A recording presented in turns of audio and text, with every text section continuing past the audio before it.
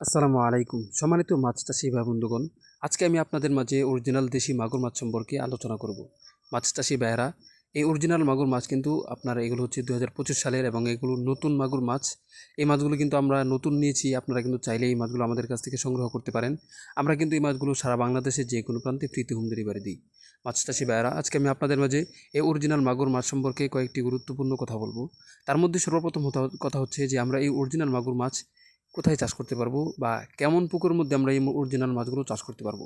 তো সেক্ষেত্রে আমরা বলবো যে এই অরিজিনাল দেশি মাগুর মাছ আমরা যে কোনো পুকুরের মধ্যে, আপনি পুকুর যদি এমন হয় ময়লা আবর্জনাযুক্ত, এমন পুকুরের মধ্যে কিন্তু আমরা এই মাছগুলো চাষ করতে পারবো, কোনো সমস্যা হবে না।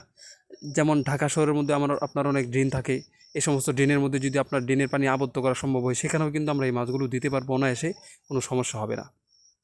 এখন কথা হচ্ছে যে এই মাগুর মাছগুলো চাষ করার ক্ষেত্রে আমাদেরকে কি করতে হবে।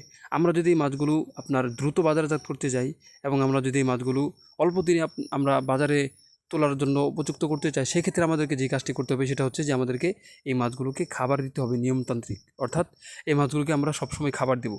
এবং আমরা যদি এই মাছগুলো পুকুরের মধ্যে চাষ করতে চাই, কোনো ড্রেন নয়, যেমন আপনার বাড়ির আশপাশে যদি কোনো পুকুর থাকে, সেই পুকুরের মধ্যে চাষ করার ক্ষেত্রে আপনি যদি মাছগুলো সুস্বাদু বানিয়ে চাষ করতে চান, সেক্ষেত্রে আপনাকে বলবো যে আপনার পুকুরটাকে সুন্দরভাবে মেরামত করবেন।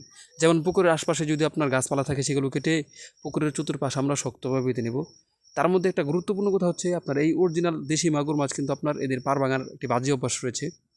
তো এই ক্ষেত্রে আপনাদেরকে বলবো, আপনারা যদি পারেন যে আপনার পুকুরের চতুর্পাশ দিয়ে আপনার নীল নেট বেঁধে দেওয়ার জন্য, এটা করে নিলে সব থেকে বেশি ভালো হবে। এখন আরেকটি বিষয় হচ্ছে, আমি আপনাদেরকে পূর্বে বলেছি এই মাছগুলো যে কোনো পুকুরের মধ্যে চাষ করা যাবে, ময়লাযুক্ত পানির মধ্যে চাষ করা যাবে, কোনো সমস্যা হবে না। এখন যদি আপনার এই মাছগুলো পুকুরের মধ্যে চাষ করার পর দেখা গেল যে পুকুর মাছের মধ্যে আপনার কোনো ধরনের সমস্যা হয়েছে, যেমন ধরেন মাছের মধ্যে ঘা বা এই জাতীয় কোনো কিছু হয়েছে, তো সেক্ষেত্রে আপনাকে কী করতে হবে, আমাদেরকে কী করতে হবে, তো সেক্ষেত্রে আপনার কয়েকটি মেডিসিন রয়েছে। আপনার সেই আপনার মাছের মধ্যে যে গাটা আছে, সেই গায়ের বিবেচনায় আপনার ওষুধটাকে প্রয়োগ করতে হবে। সেক্ষেত্রে আমাদেরকে অবশ্যই আপনারা জানাবেন যে মাছের শরীরের মধ্যে কেমন ঘা হয়েছে। সেক্ষেত্রে আমরা আপনাদেরকে কিন্তু বলে দেবো যে এই মাছগুলোকে এখন এই ওষুধটা প্রয়োগ করতে হবে এবং এত শতাংশের মধ্যে এতটুকু প্রয়োগ করতে হবে। এবং আমরা যতটুকু বলবো এর থেকে বেশি করে ফেললে কিন্তু আপনার মাছের ক্ষতি হয়ে যেতে পারে। তো সবথেকে বড় কথা হচ্ছে, আপনার যে কোনো মাছের মধ্যে আপনার যদি আপনার গা দেখা দেয়, সেক্ষেত্রে এক ধরনের আপনার জিনিসের নাম আছে পটাশ বা আপনার ব্লু, এই জাতীয় জিনিস আমরা যদি সামান্য পানির মধ্যে মিশিয়ে আমরা পানির মধ্যে দিয়ে দেই, সেক্ষেত্রে কিন্তু আপনার মাছগুলো যে কোনো ধরনের ঘামুক্ত হয়ে যাবে, সেক্ষেত্রে কিন্তু কোনো সমস্যা হবে না। আর যদি গুরুতর বড় ধরনের কোনো ঘা হয়, সেক্ষেত্রে আপনাকে অবশ্যই আমাদের কাছ থেকে জেনে নেবেন। আরেকটি বিষয় হচ্ছে যে আমরা এই মাছগুলোকে যদি পুকুরে চাষ করতে চাই, ময়লার ড্রেন ব্যতীত, ময়লার ড্রেনের মধ্যে চাষ করলে কিন্তু আপনার খাবার বেশি দিতে হয় না। তো সেক্ষেত্রে আপনারা এই ছোটো মাছগুলো কিন্তু ময়লার ড্রেনের মধ্যে দিতে পারবেন না।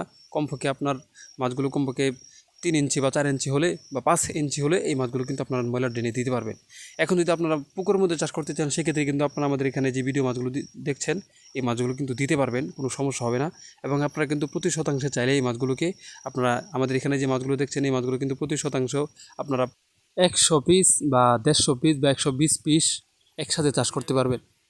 হ্যাচারিং করার ক্ষেত্রে আপনারা কিন্তু এই মাছগুলো যদি সঠিক নিয়মে খাবার দেন, 3 থেকে 3.5 মাসে প্রতিটি মাছ আপনার 900 গ্রাম 1 কেজি ওজনে কিন্তু আপনার এই মাছগুলো চলে আসবে।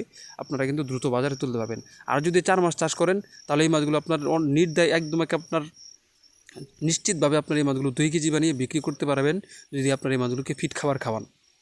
মাছ চাষি ভাই বন্ধুগণ, এখন খাবার দেওয়ার ক্ষেত্রে আমি আপনাদেরকে একটি কথা বলি, সেটা হচ্ছে যে খাবার দেওয়ার ক্ষেত্রে আপনাদেরকে যে কাজটা করতে হবে সেটা হচ্ছে যে এই মাছগুলোকে যদি সম্ভব হয় তাহলে রাত্রে খাবার দিবেন।